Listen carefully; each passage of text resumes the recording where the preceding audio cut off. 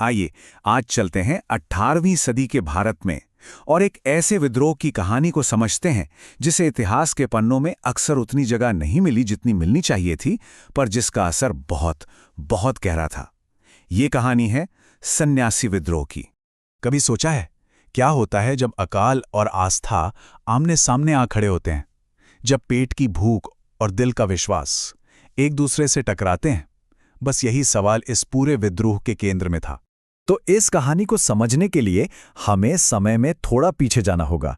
18वीं सदी के बंगाल में उस दौर में ना संकटों का एक ऐसा तूफान बन रहा था जो एक बहुत बड़े विद्रोह की चिंगारी जलाने ही वाला था। तो हुआ ये कि 3 बड़ी वजहें एक साथ आ मिली। पहली, किसानों को उनकी ही जमीन से भगाया जा रहा था। दूसरी, 1770 का वो भयानक अकाल पड़ा जिसने लाखों लोगों की जान ले ली। और तीसरी और शायद सबसे बड़ी चोट थी लोगों की आस्था पर, जब अंग्रेजों ने तीर्थ यात्राओं पर ही पाबंदी लगा दी। ये एक सीधा हमला था।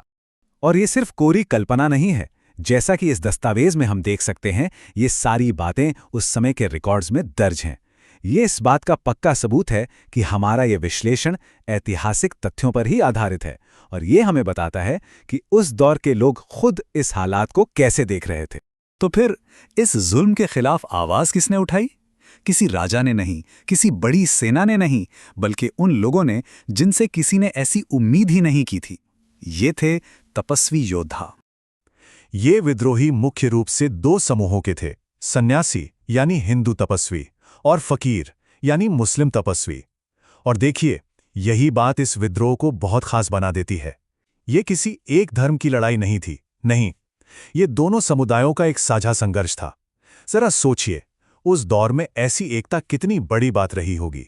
उनका लड़ने का तरीका भी बिल्कुल अलग था। कोई बड़ी सेना नहीं थी, बल्कि छोटी छोटी टुकड़ियां थीं जो कह सकते हैं छापामार युद्ध करती थीं। उनके निशाने पर क्या था? अंग्रेजों के गोदाम, उनकी फैक्ट्रियां, सरकारी खजाने, यानी हर वो चीज जो सत्ता और शोषण का प्रतीक थी।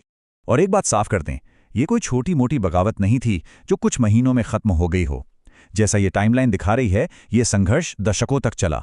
1763 में शुरू हुआ, 70 के दशक में अपने चरम पर पहुंचा और करीब करीब 1800 तक चलता रहा। मतलब लगभग 40 साल। एक पूरी पीढ़ी इस विद्रोह के साए में जी रही थी। तो चलिए अब इस कहानी के उस हिस्से में चलते हैं जब ये आंदोलन अपनी ताकत के शिखर पर था।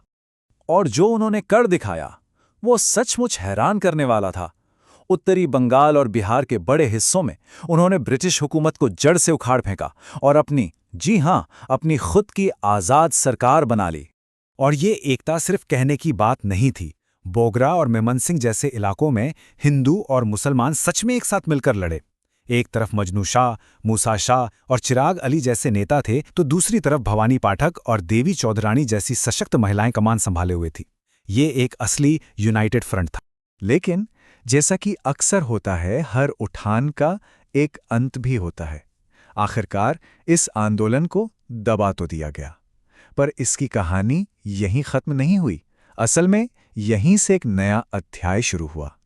अब जब विद्रोह इतना फैल गया कि अंग्रेजों की सत्ता हिलने लगी, तो उस वक्त के गवर्नर जनरल वॉरेन हेस्टिंग्स ने इसे कुचलने के लिए अपनी पूरी सैन्य ताकत झोंक दी। और ये स्लाइड इस कहानी के 2 चेहरों को एक साथ दिखाती है, जो बहुत दिलचस्प है। एक तरफ थी वॉरेन हेस्टिंग्स की फौज की ताकत, जिसने विद्रोह को जमीन पर तो काबू कर लिया, पर लोगों के दिलों से उसके जज्बे को नहीं मिटा सकी। और दूसरी तरफ थी एक लेखक की कलम की ताकत, बंकिम चंद्र चटर्जी, जिन्होंने इस विद्रोह को हमेशा हमेशा के लिए अमर कर दिया। जी हां, आज अगर हम इस विद्रोह को जानते हैं तो इसका बहुत बड़ा श्रेय जाता है बंकिम चंद्र चटर्जी के मशहूर उपन्यास आनंद मठ को। इसी किताब ने इस सच्ची कहानी को इतिहास की किताबों से निकालकर हर भारतीय के दिल तक पहुंचा दिया। तो अंत में एक सवाल हमारे सामने खड़ा होता है कि ज्यादा ताकतवर कौन है?